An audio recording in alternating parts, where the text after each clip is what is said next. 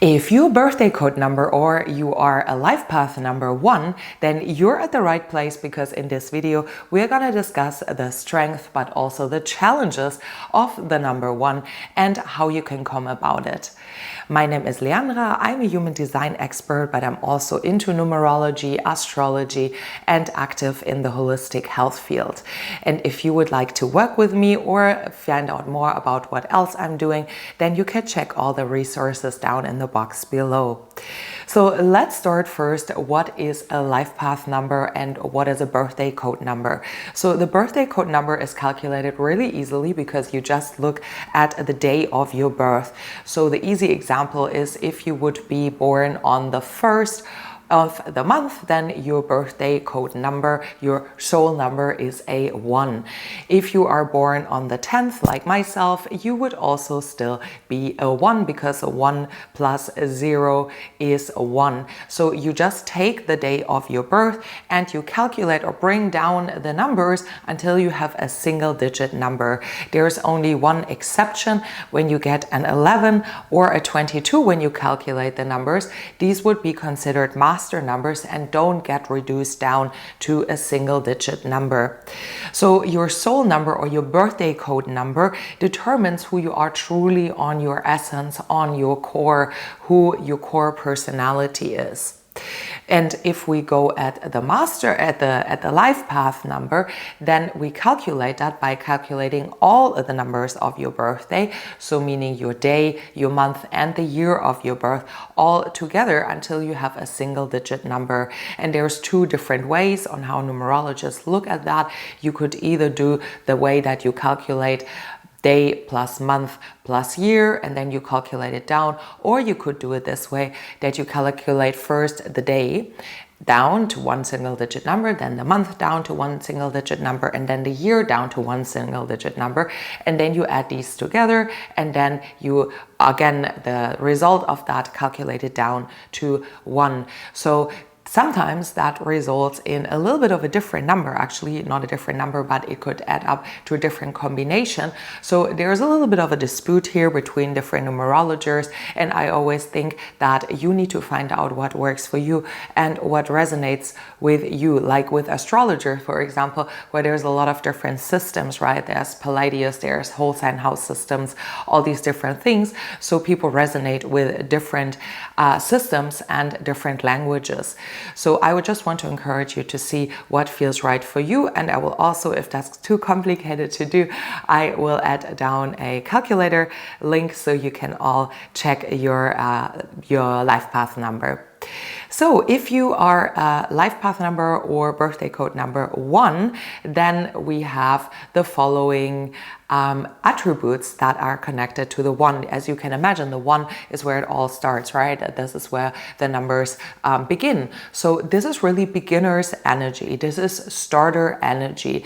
This is a very powerful, very potent energy that wants to bring things out into the world. It is also starting from 0, right? And then going to 1. So it's really building up a foundation of something. It is bringing the direction. It is guiding something in the right way. So we can see that the 1 already from its origins, it's here to be a leader. It's here to start something. It is here to be the pioneer of something and to go out and be the first one to walk that path. So if you are a 1 in no matter what number, then you have the strong leadership abilities. Then you have the urge to be the first to try something new, maybe to first to go in a direction, maybe in your family or even in general in life. So they come with a great sense of independence and freedom-loving energy because they like to do their own thing. And as you can see, the 1 is also singular, right? There is nothing else but the 1. Where we later look at the 2, there's the duality. There's 2 people or there's 2 things involved. Whereas with the 1, we just have the 1, right? So that means that 1 people like to have their own path. They're very independent. They like to also be or spend a lot of time on their own. But sometimes that is also the detriment, but we will come to that a little bit later when we talk about the challenges. But in general, the one can really easily be on themselves and spend time with themselves and likes to be on their own as well. So when we look at the qualities of the one, they're really here to be leaders, they're here to be pioneers, they're here to be extremely original, often also very creative. And interestingly enough, that resonates with the 1-3 profile in human design. So I'm super curious if you might be a 1-3 profile as well. And if you want to calculate your human design, then you can find my app a link down below where you can calculate your human design chart for free. And let me know, I'm super curious if actually that observation is correct. So you have the starter energy, but now let's come to the challenges of the one. So the one, as all the qualities, they can also slip into the detriment, right? So often be loners. They don't know how to connect with other people, or they don't want to connect with others in the first place.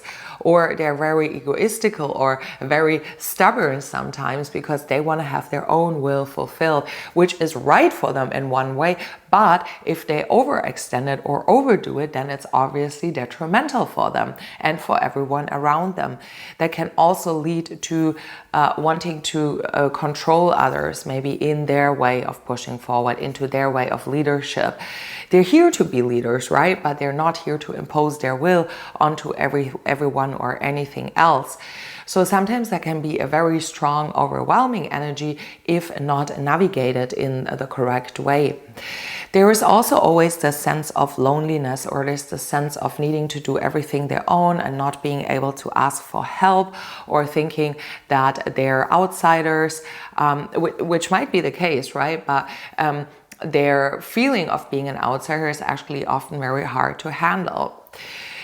Me and myself as a one, in at least in my birthday code, so as a soul level, resonate very, very deeply with all this description, because I had to do a lot on my own. And maybe you were also like that when you were growing up, that there was just a lot of responsibility on your shoulders and you had to do a lot of things already from a very early age. So you got given that leadership, that responsibility, and you had to do everything. And that's why you didn't ask for help either. So I had to already do a full household with the age of 9. I cooked my own food. I did my own laundry, everything, because my family circumstance was very difficult at that time. And for the most part, I also helped with the upbringing of my smaller siblings. So it was basically like a mom in that time. And I had the feeling that I'm very much on my own, and I had to push through and really be a strong leader and like really carry a lot on my shoulder. And apart from that, I always felt like I'm super different because I'm a very creative expressionist person, and I like to have my own style. I like to be a very free and independent loving, and I like to do my own things. And therefore, I would often consider it strange or different from other people. So this outsider role came into play like that, where I felt like an outsider. However, obviously, over the course of your lifetime, you'll hopefully learn how to navigate all of these things better. And you find other people that take you exactly as you are. And therefore, you can build solid friendships and connections. But especially in the younger years, I see that the one is a little bit, it's hard for them maybe sometimes to build relationships or to build connections, because they often think they're afraid to lose their independence or to lose their freedom, especially in relationship. And that's why they prefer maybe to do things always on their own. And they want to have that explorative nature, which is right for them. So they need a partner who accepts them also with this explorative, strong nature, and not someone who actually brings them down and limits their energy. So that is really important when you are in relationship, that you still remain yourself and that you still have all of these qualities, because that's what you're really here to bring into the world. That's what you're here to give. And you're not here to limit yourself in that. But obviously everything in moderation, so not bringing your ego first, or as we said before, controlling others in that sense. So the one is also connected with Aries actually in astrology, which is interesting, which is the first sign of the wheel when we look at the wheel of the signs in astrology, and here to be the starter energy. So you might also be an Aries, actually. Let me know if that resonates, if you are maybe an Aries.